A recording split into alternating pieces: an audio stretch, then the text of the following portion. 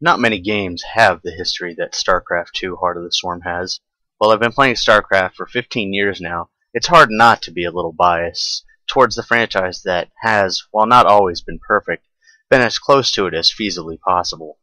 Starcraft II reinvigorated the franchise in all the right ways, improving the graphics, story, and competitive multiplayer.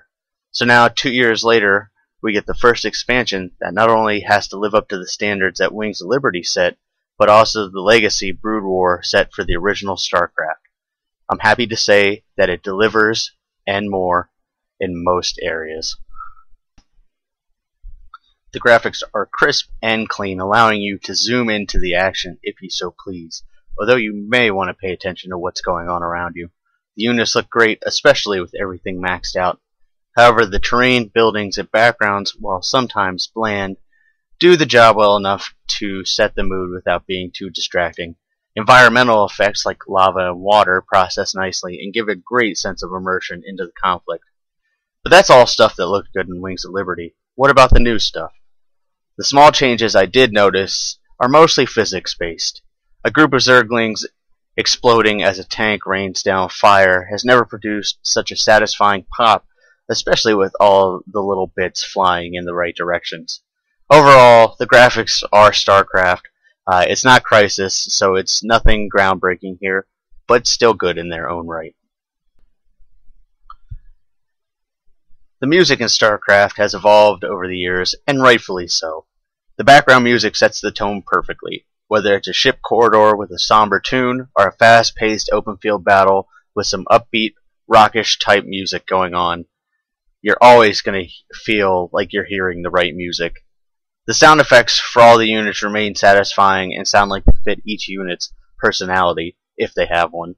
The voice acting is top-notch, as with Wings of Liberty.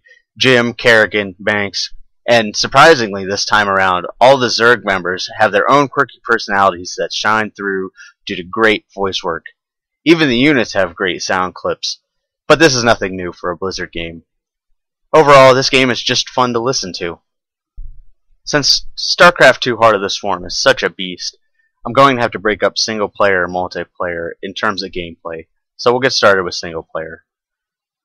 Picking right up where Wings of Liberty left off, Kerrigan is no longer Queen of Blades or the head of the Zerg, and must now find her own path to vengeance against Arcturus Minx, who left her to die some 15 years ago. Story-wise, it's simple, with very few twists and turns, but still satisfying, and unlike the Season 3 finale of Walking Dead, you get a resolution at the end, one way or another. I can't talk too much more about the story without delving into spoilers, but I will say it's good, with virtually nothing to complain about from a narrative perspective. Each mission is different. Never once in the entire 5 to 10 hour campaign does it simply have you make a base and attack an enemy. With side missions and master achievements, there is a lot of replayability, not to mention the dreaded brutal difficulty. The new systems added to level up Kerrigan are a nice addition, but some skills are way more beneficial than others, almost punishing you if you pick the wrong ones. You can also customize each Zerg unit with one of 3 abilities that you can swap out in between missions.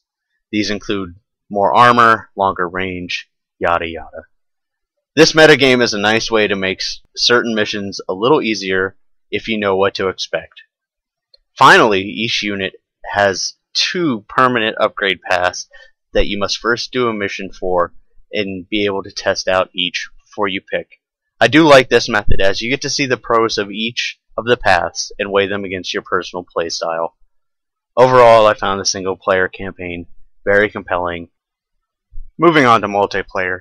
The addition and subtraction of units in a competitive multiplayer scene is always a dangerous thing to do, and while Blizzard has gotten it almost down to a science, there are still a few problems.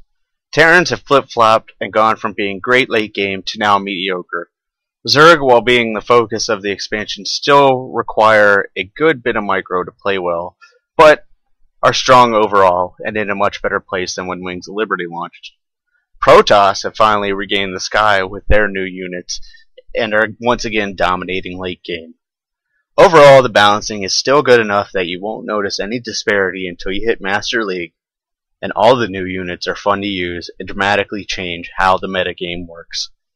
15 years ago, a game burst onto the scene that would become one of the most popular RTS titles of a generation.